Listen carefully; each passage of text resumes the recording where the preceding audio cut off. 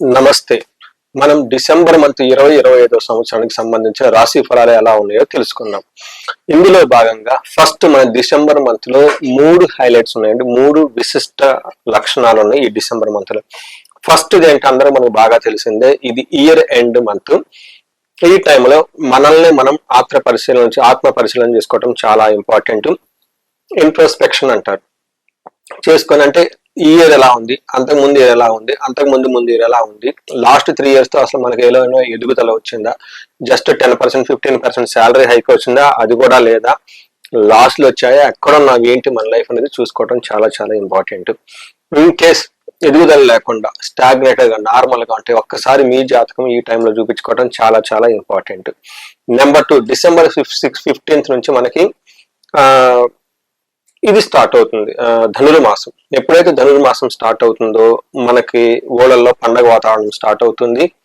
పేడకల్లాపు చల్లుకోవటం, ముగ్గులు వేసుకోవటం, గొబ్బెమ్మలు పెట్టుకోవటం, హరిదాసులు రావటం, గుళ్ళల్లో నామ గోత్రాలు చాలా మంది చూపించుకుంటూ ఉంటారు ఈ హోల్ ధనుర్మాసం అంతా. ఈ టైంలో ఆధ్యాత్మికంగా ఉండటంతో పాటు ఇది మనకి సంక్రాంతి పండగకి హోల్ మంత్ అంతా సెలబ్రేట్ చేసుకున్నట్లు ఒక వాతావరణం వచ్చేస్తుంది. మూడోది ముఖ్యంగా వెకేషన్ టైం. ఈ టైంలో సాఫ్ట్వేర్ వాళ్ళకైతే మనకి జీరో కోడింగ్ అని, డౌన్ టైం అని రకరకాల పేర్లతో పిలుస్తూ ఉంటారు. తర్వాత లీవ్ ఎన్కాష్మెంట్స్ అని హెచ్ఆర్ వాళ్ళు కాల్ చేసి అడుగుతూ ఉంటారు. ఎన్ఆర్ఐ చాలా మంది నాకు తెలిసిన వాళ్ళు కూడాను ఇండియా వస్తున్నామండి, స్పెషల్ పూజలు కావాలి, ఈ డేట్స్ లో మేము ఉంటాం అని చెప్పేసి కొంతమంది డేట్స్ బ్లాక్ చేసుకుని ఉన్నారనమాట. ఇలా ఒక ఉత్సాహకరమైన ఆనందకరమైన మంత్ లో మనం ఉన్నాం డిసెంబర్ మంత్ లో. ఈ డిసెంబర్ మంత్ లో తులారాశి వాళ్ళ గురించి చెప్పుకుంటే ఒక లైన్ లో చాలా బాగుంది అని చెప్పుకోవాలి. జనరల్ గా బాగున్న రాశుల్లో ఈ తులారాశి ఒకటి. 2025 హోల్ ఇయర్ లో బాగున్న రాశిలో ఈ తులారాశి ఒకటి. సో తులారాశి కనుక చూసుకుంటే ఇందులో చిత్త 2, 3, 4 పాదాలు, 2, 3 పాదాలు, స్వాతి 1, 2, 3, 4 పాదాలు, విశాఖ 1, 2, 3 పాదాలు అంతా మనకి తులారాశిలో ఉంటారు. పేరు బలం ప్రకారం కనుక చూసుకుంటే వీళ్ళకి రా, రీ, రు, రే, రో, తా, తీ, తూ, తే అన్న అక్షరాలంతా ఇందులో ఉంటాయి. మనం 4 గ్రహాలు ఈ మాసంలో మారుతూ ఉన్నాయండి. వాటి యొక్క రిజల్ట్ ఎలా ఉంటుందంటే మనకు సూక్ష్మ గోచారం, లఘు గోచారం అన్న కాన్సెప్ట్ ప్రకారం కనుక చూసుకుంటే లక్ష్మి, ధనలాభం, శ్రేయం, విత్త సిద్ధిం అంటే ఏ ప్రకారంగా చూసుకున్నాను కానీ వీళ్ళకి విశేషమైన ధనలాభం వచ్చే అవకాశం ఎక్కువగా ఉంటుంది. పెద్దగా ఇబ్బంది పెట్టే గ్రహాలు అయితే వీళ్ళకైతే ఏమీ లేవని మనం గమనించుకోవాలి. మూడో ఇంట్లో సూర్యుడు ఉంటే మనకు సంస్కృతంలో మహర్షులు ఏం చెప్తారంటే ఆరోగ్యం, నిత్య సంతోష, బంధుమిత్ర సమాగమ, అర్ధలాభ, పుత్ర సౌఖ్యం, ఇష్ట సిద్ధి, తృతీయగే రవి అంటారు. అంటే మూడో స్థానంలో రవి ఉంటే ఎన్ని బెనిఫిట్స్ ఉంటాయి అంటే ఆరోగ్యం బాగుంటారు, సంతోషంగా ఉంటారు, బంధుమిత్రులతో కలిసి ఉంటారు, ధనలాభం వచ్చేస్తుంది, పుత్రులతో సౌఖ్యంగా ఉంటారు, అనుకున్న పనులన్నీ జరుగుతూ ఉంటాయి. సో ఫాదర్ కు మాత్రం హెల్త్ విషయంలో కొంచెం జాగ్రత్తగా ఉండాలి ఈ మంత్ లో. నెక్స్ట్ కుజుడు కూడాను మూడో ఇంట్లో ఉండటం తోటి 2 క్రూర గ్రహాలు మూడో ఇంట్లో ఉండటం చాలా విశేషమైన యోగ్యతను ఇస్తుంది. చాలా ధైర్యంగా, సాహసంగా, పట్టుదలగా అన్ని పనులన్నీ చేసుకుంటూ ఉంటారు. కుజుడు మూడో ఇంట్లో ఉంటే ఏం చెప్తారంటే మన మహర్షులు విత్తలాభ, సదా ఆరోగ్యం, ఇష్టసిద్ధి, సుఖావహ, వస్త్రలాభో, ధన ప్రాప్తి, తృతీయ స్థానకే కుజ అని చెప్తారు. అంటే కుజుడు మూడో ఇంట్లో ఉంటే, మంగళుడు కనుక మూడో ఇంట్లో ఉంటే విత్తలాభం అంటే రావాల్సిన ధనం వస్తుంది, ఆరోగ్యం బాగుంటుంది, ఇష్టసిద్ధి అనుకున్న పనులన్నీ సాధించుకుంటూ ఉంటారు, సుఖావహ సుఖంగా ఉంటారు, వస్త్రలాభం ఉంటుంది, ధనలాభం ఉంటుంది అని చెప్తారు. అంటే ఇప్పటిదాకా సూర్యుడు ఏదైతే బెనిఫిట్లు ఇచ్చారు కుజుడు కూడా ఏ బెనిఫిట్లు కలిగిస్తూ ఉన్నారు. ఆరో ఇంట్లో ఉండటం వల్ల శత్రువుల పైన విజయము, ధన ప్రవాహం వస్తుంది, ప్రాఫిట్స్ విపరీతంగా ఉంటాయి, లైఫ్ అంతా ప్రోగ్రెస్ గా ఉంటుంది. లాస్ట్ ఇంకొక ముఖ్యమైన గ్రహం శుక్రుడు రెండో ఇంట్లో ఉంటే చక్కగా స్పీచ్ మాట్లాడుతుంటారు, ఫ్యామిలీ మెంబర్స్ తో కలిసి ఉంటారు. ఈ టైంలో మీరు బంగారు వస్తువులు, విలువైన వస్తువులు కొనుక్కునే అవకాశం చాలా ఎక్కువగా ఉంటుంది. దేహ సౌఖ్యం, వస్త్రలాభం, స్త్రీ సల్లాపం, యశత్కారం అంటారు. అంటే ఈ టైంలో లేడీస్ అయితే జెంట్స్ తో చాలా కలివిడిగా మాట్లాడుతూ ఉంటారు, జెంట్స్ అయితే లేడీస్ తో అప్పటిదాకా గొడవలు ఏమైనా ఉంటే అవన్నీ పోయి చక్కగా ఉండే అవకాశం ఎక్కువగా ఉంటుంది. మంచి ఫుడ్ ఈ టైంలో తింటూ లైఫ్ ని ఎంజాయ్ చేస్తూ ఉంటారు. సో చూసారు కదండి, ఏ గ్రహం పట్టుకున్నా కానీ వీళ్ళకి చాలా అనుకూలంగా ఉంది, బెస్ట్ గా ఉంది. నేను చాలా రోజులు మేము చెప్తూ ఉన్నాను తులారాశి వాళ్ళకి చాలా బాగుంది. ఇన్ కేసు మీకు బాగలేదు అనిపిస్తే ఖచ్చితంగా మీ జాతకాన్ని చూపించుకోవాల్సిన టైం ఇప్పుడే.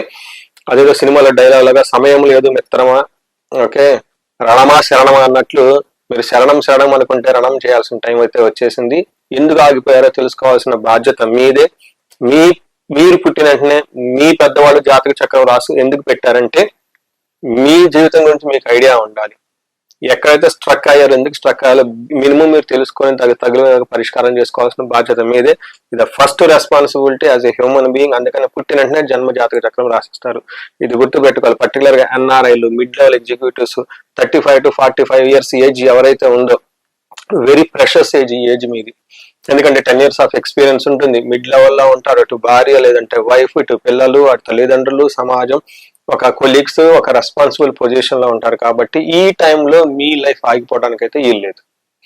ఇది 2026 గురించి అండ్ బిగినింగ్ లో ఉన్నాం కాబట్టి ఈ time is the right time to take a right decision.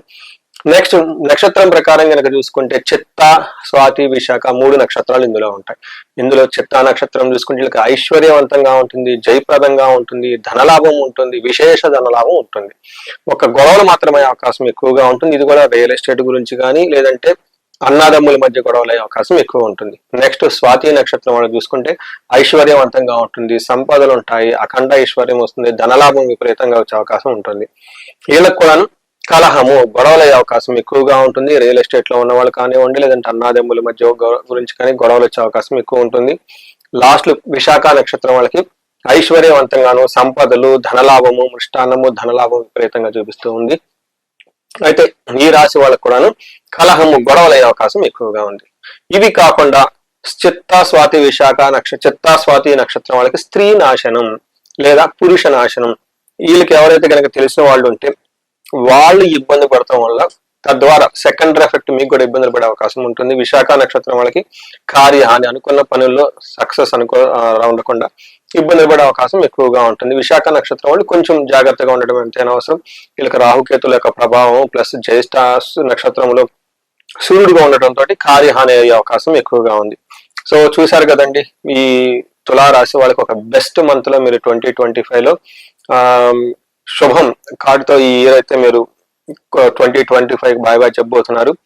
In case మీకు ఎవరైనా రెమెడీలు చేసుకోవాలంటే, భార్యాభర్తల మధ్య గొడవలు అంటే అన్యోన్య దాంపత్య పాశుపతం, ధన సంపదలుగా ఉంటే కుబేర పాశుపతం, ఎవరికైతే కోర్టు కేసులు ఇవన్నీ ఉంటే, వాటి లీగల్ కేసులు ఉంటే చండీ హోమము, లేదంటే ఇండివిజువల్ గా జాతకం చూపించుకోవడం చాలా అవసరం. ఎవరికైనా గనక హెల్త్ కాంప్లికేషన్స్ గా ఉంటే అమృత మృత్యుంజయ పాశుపత హోమము, విశేష హోమం చేయించుకోండి. ఎనీ కనుక ప్రాబ్లం మీకు ఎక్కడైనా కనుక ఆగిపోయి ఉంటే ఈ స్క్రీన్ మీద కనిపిస్తున్న నెంబర్ ద్వారా కనెక్ట్ అవ్వండి. మీకు కావాల్సిన పరిష్కారం అయితే ఖచ్చితంగా పొందండి. దానికి కావాల్సిన రెమెడీస్ చేసుకుని జీవితం 10 రెట్లు ముందుకెళ్లే విధంగా మీకు ఇంకా చాలా అవకాశం ఉంటుంది. ఈ రాశి వాళ్ళకి అష్టైశ్వర్యాలు కలగాలని, భోగభాగ్యాలు కలగాలని చెప్పేసి నేను కోరుకుంటున్నాను. నమస్తే. నమస్తే. వృశ్చిక రాశి వారి గురించి డిసెంబర్ 2025 సంవత్సరంలో ఎలా ఉందో మనం తెలుసుకుందాం. వృశ్చిక రాశి అనగానే ఈ రాశి వాళ్ళకి అష్టమ గురువు ఉన్నారండి. జనరల్ గా హోల్ ఇయర్ లో జాబ్ గురించి బాధపడుతున్న వాళ్ళు ఎక్కువగా ఉన్నారు. ఇష్టం లేకుండా జాబ్ చేసేవాళ్ళు, ఏదో చేయాలి కాబట్టి చేస్తున్నాను వాళ్ళు, మనకున్న టాలెంట్ ఒకటి, చేస్తున్న జాబ్ ఒకటి, ఇలా ఎక్కువగా వృశ్చిక రాశి వాళ్ళకి వాళ్ళకున్న management skills, administration skills, money వ్యవహారంలో లాక్ అయిపోయి ఉన్నారు. ఇది తప్ప మిగతా అంతా ఈ రాశి వాళ్ళకి చాలా బాగుంది. అయితే ఈ చిన్న చిన్న ప్రాబ్లమ్స్ కూడా లేకుండా ఉండటానికి ఒక్కసారి కన్సల్టేషన్ తీసుకొని గురువుకి సంబంధించిన సంపూర్ణ శాంతి పూజలు చేయించుకుంటే చాలా మొత్తం జీవితం 10 రెట్లు ముందుకెళ్ళిపోతుంది. వృశ్చిక రాశి వాళ్ళు డిసెంబర్ మంత్ తీసుకుంటే డిసెంబర్ మంత్ లో 3 ముఖ్యమైన విశేషాలు అన్నది. ఫస్ట్ అందరికి బాగా తెలిసింది, డిసెంబర్ అనగానే ఇయర్ ఎండ్. ఈ టైంలో మనల్ని ఆత్మ పరిశీలన చేసుకోవటం, మన అభివృద్ధిని మనం కంపేర్ చేసుకోవటం, ఎందుకు ఆగిపోయామని సహజంగా చూసుకోవడం చాలా ఇంపార్టెంట్. ఎక్కడైనా కనుక ఎవరైనా కనుక ల్యాక్ అయి ఉండి సరిగ్గా ముందుకు లేకుండా ఇబ్బంది పడుతున్నారో ఒకసారి కాల్ చేయండి, కన్సల్టేషన్ తీసుకోండి.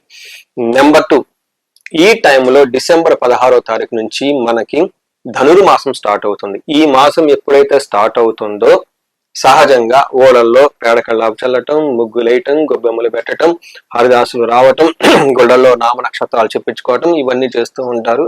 ఇది మనకి సంక్రాంతి పండగకి నుంచి ఉత్సవంగా స్టార్ట్ అయిపోయే మంత్. మూడోది ముఖ్యమైనది, ఇది వెకేషన్ టైం అండి. ఎవరైతే సాఫ్ట్వేర్లు ఉన్నారో, ఎన్ఆర్ఎల్ ఉన్నారో, అమెరికా వాళ్ళు ఉన్నారో వాళ్ళంతా ఇండియా రావటము, లేదంటే అక్కడక్కడే లోకల్ అమెరికన్, యూరోప్ టూర్ వెళ్ళటం, లాంగ్ వెకేషన్కి వెళ్తూ ఉంటారు. ఈ టైంలో కస్టమర్స్ వెకేషన్స్ కూడా చాలా మంది వస్తూ ఉంటాయి స్కూళ్ళల్లో. ఇలా చూసుకుంటే ఈ మాసంలో ఈ 3 ముఖ్యమైన ఒక సెలబ్రేటెడ్ మంత్ అని మనం అనుకోవచ్చు. ఈ టైంలో వృశ్చిక రాశి వాళ్ళకి ఎలా ఉందో మనం చూద్దాం. వృశ్చిక రాశి చూస్తే కొంచెం మిక్స్డ్ గా ఉంది వాతావరణం మనం తెలుసుకోవచ్చు.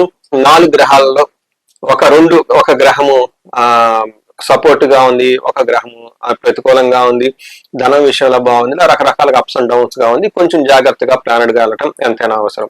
మనకి సంస్కృతంలో ఏం చెప్తారంటే ధనం ధనచ్ఛేద అర్ధయాక్షయం అఖిల విషయ భోగం. అంటే అన్ని విషయాల్లో ఎంజాయబుల్ గా ఉంటారు, ధనం వస్తుంది, ధనం ఖర్చు కూడా అవుతుంది, తర్వాత ధనాన్ని పోగొట్టుకుంటారని కూడా చెప్తూ ఉంటుంది. అయితే గురువు వీళ్ళకి టెంపరీగా 8th హౌస్ లో నుంచి 9th హౌస్ లో రావడంతో పిల్లల విషయంలోను, సంపదల విషయంలోను, జ్ఞానం విషయంలో, మేనేజ్మెంట్ క్యాపబిలిటీల విషయంలో చాలా బాగుంటారని గమనించుకోవచ్చు. సూర్యుడు ఒక్కొక్క గ్రహం కనుక చూసుకుంటే సూర్యుడు 2వ స్థానంలో ఉండటంతో మిక్స్డ్ రిజల్ట్. అయితే జనరల్ గా ఈ టైంలో ఎవరికైనా ఇప్పటిదాకా దుర్మార్గులు సమాసం పట్టిన తర్వాత ఈ టైంలో బిజినెస్ చేసినా ఇంకొకటి చేసినా గానీ అంత ఫాస్ట్ గా దూకుడుగా ఉండదు, నార్మల్ గా ఉంటుందని గమనించుకోవాలి. నెక్స్ట్ ఇంకొక ముఖ్యమైన గ్రహం కుజుడు వీళ్ళకి 2వ హౌస్ లో ఉండటంతో ఏమవుతుందంటే అసత్వం సతతం క్లేశ సర్వకార్య వినాశనం సదా దుర్జన సంపర్క భీతి ధనకే కుజ అని చెప్తారు. అంటే ఈ టైంలో ఏదైనా పని చేస్తే కలిసి రాకుండా ఉండటము, దుర్మార్గులతో కలిసి దుష్టులతో సమాసం చేయాలనుకోవటం ఎక్కువగా ఉంటుంది. ఈ టైంలో ధనాన్ని కోల్పోయే అవకాశం ఎక్కువగా ఉంటుంది, సమాజంలో అగౌరవపడే సంఘటనలు జరిగే అవకాశం కూడా ఎక్కువగా ఉంటుంది. ఒక రకంగా చెప్పుకోవాలంటే వృశ్చిక రాశి వాళ్ళకి ఈ మంత్ బాగుండాలా బాగలేదన్నది మీ మనసు బట్టి మీ చేతిలో ఉంటుందని గమనించుకోవాలి. నెక్స్ట్ శుక్రుడు వీళ్ళకి 1st హౌస్ లో ఉన్నారు. శుక్రుడు 1st హౌస్ లో ఉంటే శారీరకంగా చాలా బాగుంటారు, ఇంట్యూషన్ చాలా బాగుంటుంది, గ్లామరస్ గా ఎంజాయబుల్ గా ఉంటారు, ఖుషిగా హ్యాపీగా ఉంటారు. ఈ టైంలో ధనలాభం మనకి సంస్కృతిలో ఏం చెప్తారంటే అర్ధలాభాచ సౌఖ్యం పరస్త్రీ సంగమం తదా యత్న కార్య లాభ స్యాత్ జన్మకే భృగునందన అని చెప్తారు. అంటే ఈ టైంలో ధనలాభం ఉంటుంది, మన సౌఖ్యంగా ఉంటుంది, పరస్త్రీలతో సుఖపడుట లేదంటే పరపురుషులతో సుఖపడుట, చేసే పనుల వల్ల ధనలాభము, అందరినీ కలుపుకొని వెళ్ళిపోయే అవకాశం ఎక్కువగా ఉంటుంది.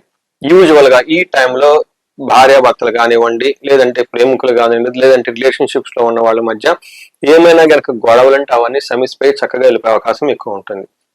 నెక్స్ట్ విశాఖ అనురాధ జ్యేష్ఠ నక్షత్రాలు ఇందులో ఉంటాయండి.